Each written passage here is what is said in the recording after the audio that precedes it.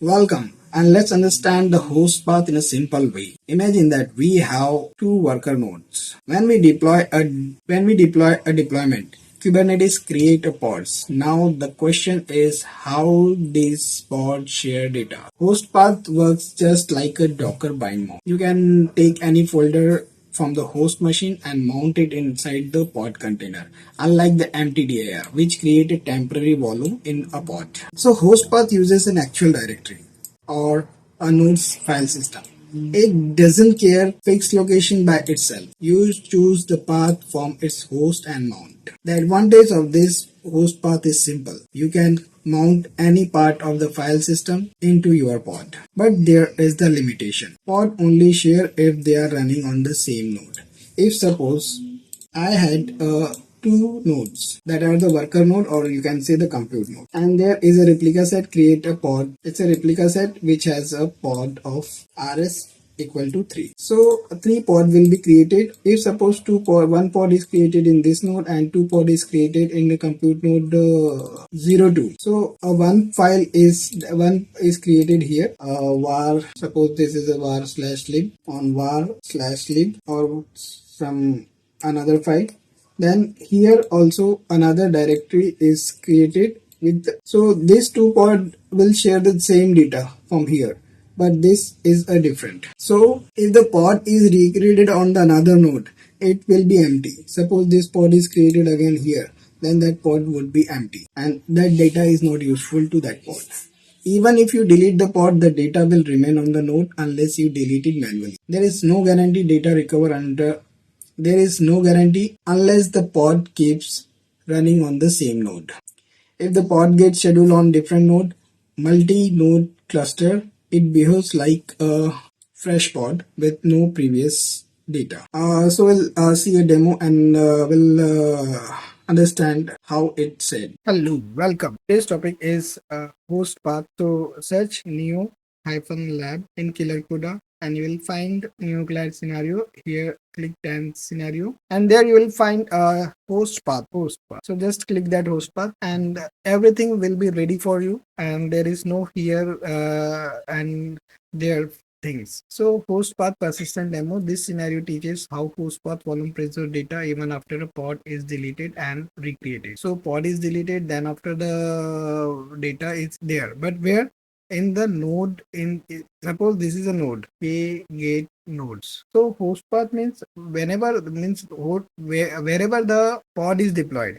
If pod is deployed on node 01, then the data will be there with the node 01. So you need to go there, and if the pod is created again on that node, that pod can utilize the node data, that directory data. So what we'll do, we'll create a pod copy vi pod.yaml and we'll paste it here. It is a simple YAML file which is writing thank you from Neokloud and with the date, so that we can have some clue whether the data is the whenever delete and recreate that then if the pod is launched on the same node, that pod can utilize the data or not. So here the host path is this data and new website, and the type is directory or recreate. So there are two things. If the directory or recreate and directory. If this field is directory, then if this directory is not present there, then node would not able to run properly. Hence, it will give crash loopback error.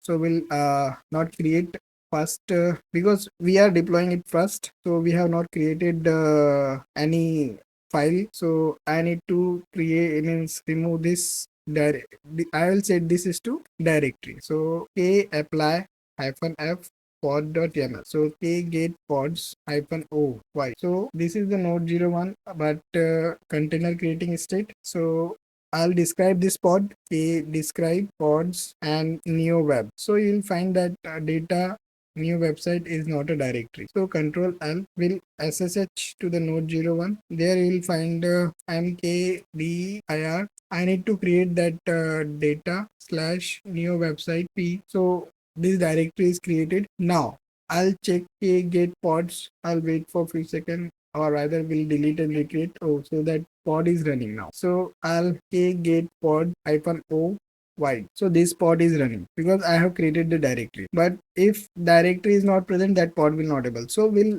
directory or create. So if the directory is not there, this property will create a directory and their pod is running properly. So it's good. You can write this instead of directory, you should write that directory or create. In persistent volume also, this is the thing which need to be taken care. And now this is 104.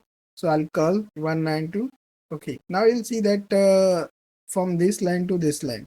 Now I'll delete this pod. I'll delete this pod. It will take its grace period of 30 seconds to delete it properly. So here is the current time is this. So we'll check whether the is still reachable or not. So it is not reachable. So I'll open a new tab also. Here I will write date. So it is giving 18/8/38. So here 6/7. Okay.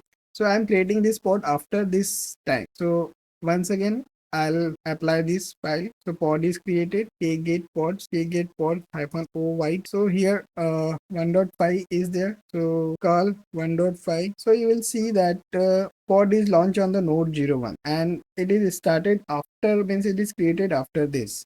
Then also it having this data, access to this data. Okay, so it is persistent for this folder. So if we manually delete that file, then only we can means that data can be deleted, but it is restricted to the node. If suppose there are 3 nodes and that pod is scheduled on another node, then this data is wasteful for that those pods. So thank you so much for your love and support, and please